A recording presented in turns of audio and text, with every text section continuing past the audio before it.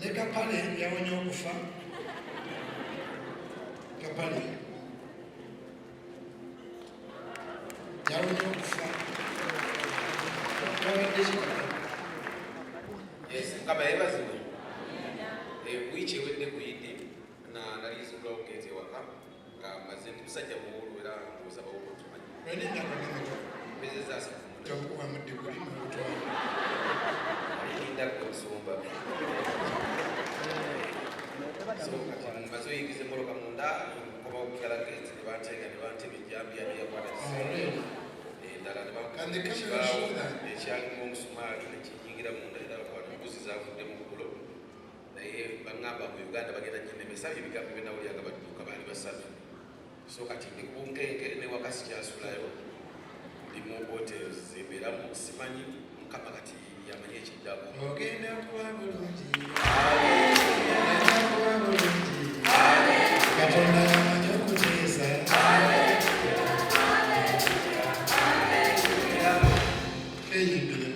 Haleluya, ngenda kufuna obukuumi.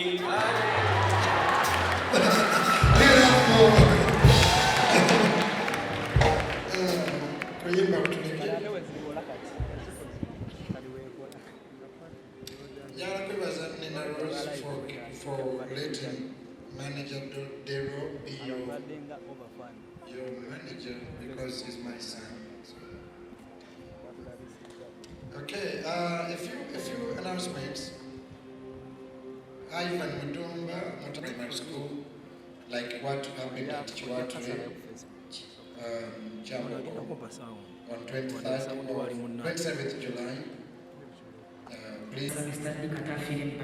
Thank you for Nina Rose and all the things you've done for her. Thank you for my friends here. Kati abamawulire mukwataza awulira kuba gwemulina okukwata mukwata njiri muyasa. Samwiri ekisooka essula ya 16 okuva ku lunyiri olusooka. Now the Lord said to Samuel, awo Mukama n'agamba Samwiri nti, how long will you mourn for Saul? Olituusaawa okunakuwalira Sawulo. Now Saul was the current king. Sawulo ye yali kabaka eyali afuga mu biseera ebyo. Because I have rejected him from reigning over Israel. Kubanga nze mmaze okumugaana okuba kabaka wa Isirayiri. So fill your cup n'olwekyo jjuzza ekikopo kyo and go. Ogende. I am sending you to Jesse's house. Kubanga nkutuma mu nnyumba ya Yese. For I have provided myself a king from his sons. Eyo mu nnyumba ye mu batabani be nefuniddeyo kabaka. Verses 5. Tubuuke tutuuke ku lwokutaano. Verses 6. Olwomukaaga. And Samuel went to Jesse's house. Awo Samwiri n'agenda mu nnyumba ya Yese. And then he saw one of Jesse's sons. N'alaba omu ku batabani ba Yese. His name was Eliab. Erinnya lye lyali Eriyaabu. And said, n'ayogera bw'ati, surely the Lord's next king is here. Mazima ddala kabaka wa Mukama addako ali wano. And the Lord said to Samuel, Mukama n'alyoka agamba Samwiri, this guy looks handsome. Afaanana bulungi nnyo omulenzi ono. This guy looks, he has 6 packs and a nice height. Alina 6 packs bulungi ate muwanvu ekimala. Ali computer, I wonder what they would good. But the Lord said to Samuel, Mukama n'agamba Samwiri nti, don't look at his physical appearance totunuulira ndabika ye ya kungulu or at his physical stature, newankubadde ekigera ky'obuwanvu bwe, because I have refused him. kubanga mugaanye.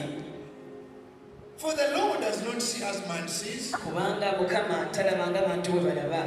For man looks at the outward appearance, Kubanga omuntu ye atunuulira enfaanana y'okungulu, but the Lord naye Mukama looks at the heart. atunuulira mutima. How many of you believe that? That's true. Bameka ng'okikkiriza ekyo nti kituufu. So Samuel Kati Samwiri almost anointed a wrong guy kabula kata ayiwa amafuta ku muntu omukyamu for looking good. olw'okuba yali afaanana bulungi.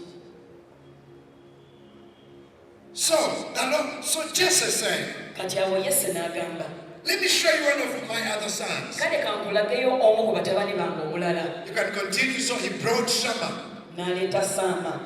Shammah looked good. Sama naye yali afaanana bulungi nnyo. But Samuel said, Naye Samwiri n'agamba, he's not the chosen king that will surprise your family members. ogenda kukola ekintu ekigenda okwewuunyisa abeewammwe.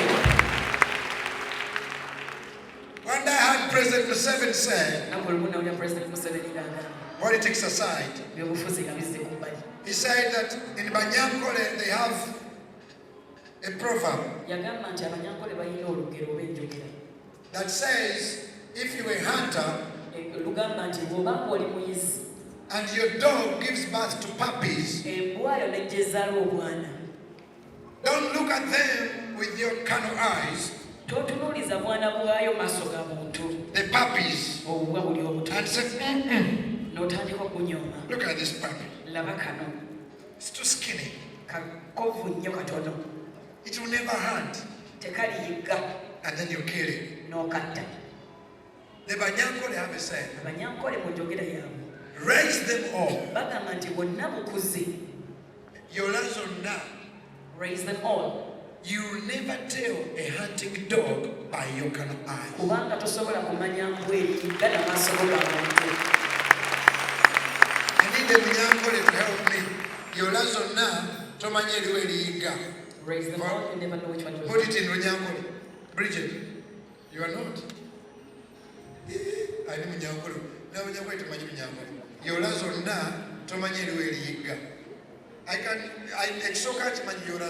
Lord, give America a new heart. Mukama Katonda America enyuwa omutima omulungi. Clap if you believe it. Lift up.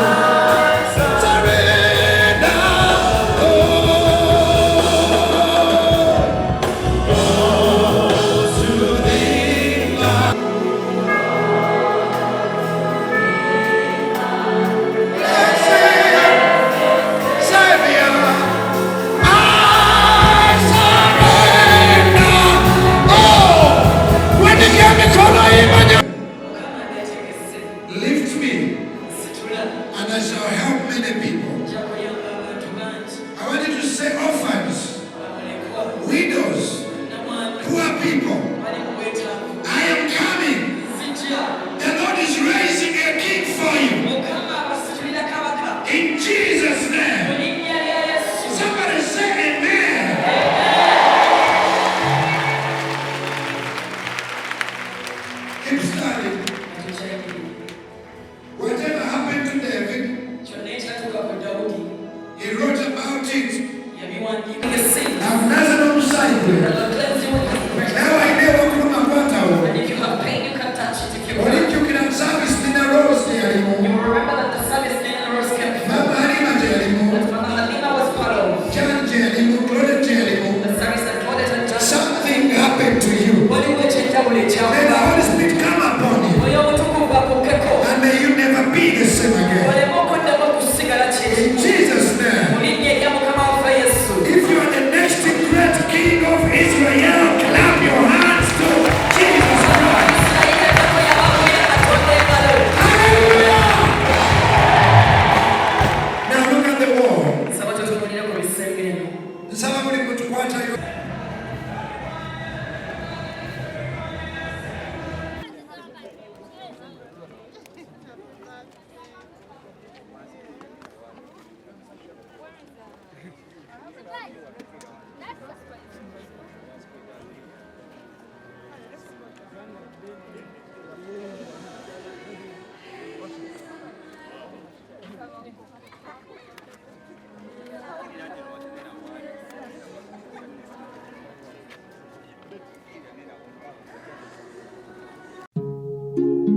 Oyagala omukolo gw'enjawulo gubeere n'ebijjukize mu nnyumba yo? Kankwanjulire King Montage Photo Studio. Ffe bakafulumu okukuba ebifaananyi n'okukola video. Olina wedding, birthday party, kukyala, nika, baby shower, photoshoot oba music shoot na buli kimu kyonna ky'oyagala. Ffe tusobola okuwa ebijjukize ebirungi eri ebirooto byo. Ate nno mwana wattu kusintiiza omuntu wa bulijjo. Tusangibwa Nankulabi ku Bitaala ku Prime Tower Level 3 Room D04. Okumanya ebisingawo tukubire ku nnamba zino: 07 2 1 4 25 oba noti 755 3 731 oba noti 777 noti 23 4 noti 5. King Montage Photo Studio ffe tusobola okuwa ebijjukizo ebirungi ate nno mwana wattu kusintiiza omuntu wa bulijjo.